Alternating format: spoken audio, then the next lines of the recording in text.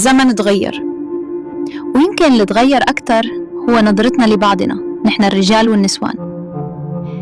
زمان كان الرجل هو الأمان اللي بيحضن، يسند، بيحمي، مو اللي بيكسى أو بيتسلط. وكانت المرأة هي الحضن الدافي اللي بيلمها وبيحتوي، اللي كانت دايما ملجأ للراحة والسكينة.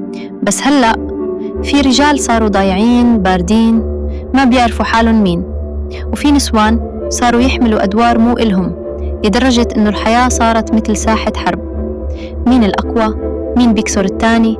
مين بيسيطر؟ مين بيطلع ربحان أكتر؟ صرنا نشوف ناس مفكرة إنه الرجولة يعني تسلط ونفوذ، وإنه الأنوثة يعني دلعيني وخدي كل شي.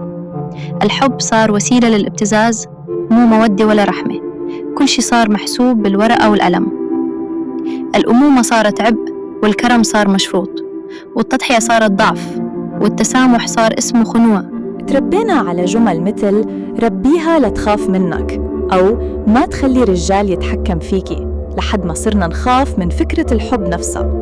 صرنا نشوف جيل بيشوف الزواج صفقة طويلة الأمد، والحب وسيلة للسيطرة. كل ما تحبني أكتر لازم تضعف قدامي أكتر.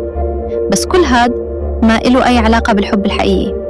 في نسوان صاروا أساة، مو لأنهم سيئين، بس لأنهم ما شافوا بحياتهم رجال حقيقيين، فقرروا يكونوا أقوى من كل الرجال. وفي رجال باعوا، نسوا كيف يكونوا رجال، وساعتها حدا لازم يعوض محلهم حتى لو كانت مرته. المشكلة مو بالحرية ولا بالمساواة، المشكلة إنه نسينا شغلة بسيطة كتير: ولا تنسوا الفضل بينكم.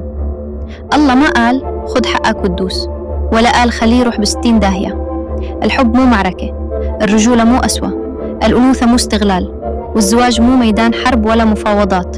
يا بتكون رجال مثل ما رب العالمين خلقك، ويا بتكوني أنثى مثل ما الفطرة حبتك، يا إما بلا هالزواج من الأساس قبل ما تخربوا حياة بعض. الرجل الحقيقي هو اللي بينعتمد عليه، اللي بيحمي، بيحن، بيحتوي وبيشارك. والمرأة الحقيقية هي اللي حنونة وعاقلة وقوية برقتها، تعرف تربي قلب نظيف وبتحب بروح صافية. وتذكر، أقوى الرجال ربتهم نسوان عقلات، وأعظم النسوان رباهم رجال بمعنى الرجولة.